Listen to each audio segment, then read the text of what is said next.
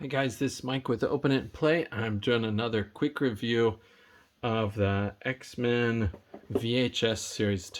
Today we've got Jean Grey for you. Let's a look at the cover. I'm sorry it doesn't fit.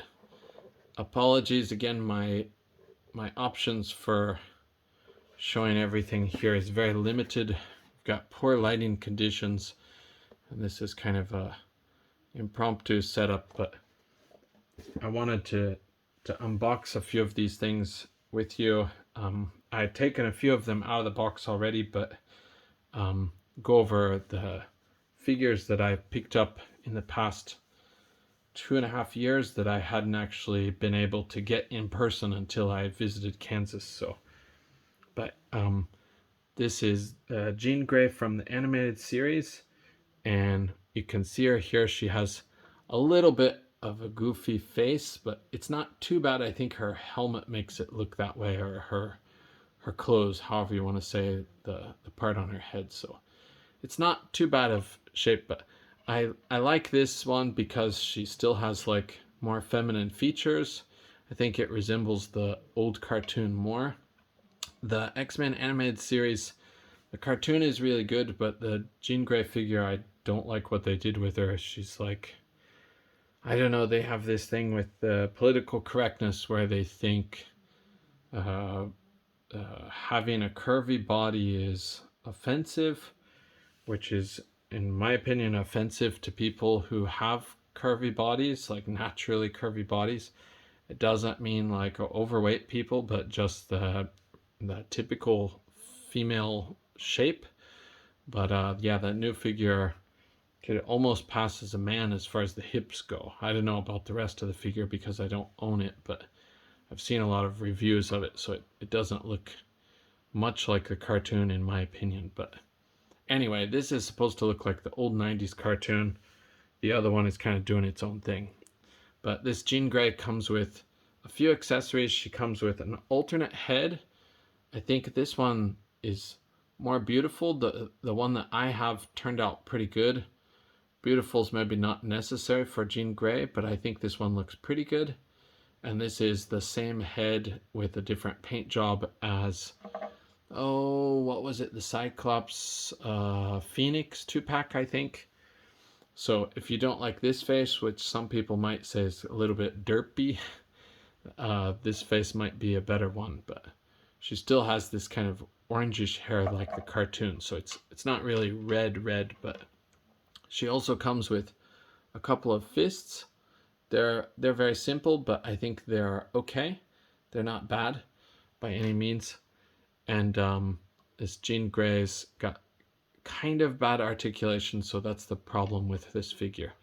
The newer X-Men 97 cartoon probably has better things. So she suffers again from the poor articulation with the single jointed elbows. That's one of the worst things they did with this figure. But they also gave her these caps on her suit so she can't bend her arms straight up. You've got to work around that because it's really solid here. Sorry, it's not focusing. There it goes. Okay. But I like these gauntlet parts. I think that's closer to what she looks like in the cartoon. I heard some people don't like it because they're not molded in, but also on the X-Men 97 version, she looks like she's missing that part because it's so small. But I don't know, it might match the newer cartoon style. So, but anyway, again, she has the cell shading that I'm not much of a fan of. We saw that on Jubilee and Mystique, so I plan on taking that off with some fingernail polish remover on parts. But some parts are okay. I might leave it on some minor parts where it looks just more like her costume. But some of the parts look more obviously strange, so I'm going to take it off of those parts. So, but anyway, I'll see if I can put that other head on for you so you can get some idea what the figure looks like with that alternate head. Man, it is stubborn. Okay, here she is with the alternate head. So I think she looks better with this. try to pose her just a little bit here. Not a whole lot of posing going on, but these are trying to be really quick reviews, so I don't have a lot of time to work with. Okay. Wow! She's a little bit heavier with this alternate head. But anyway, I think she looks pretty cool. She's got a full head of hair, that's for sure. Whew. All right. Okay.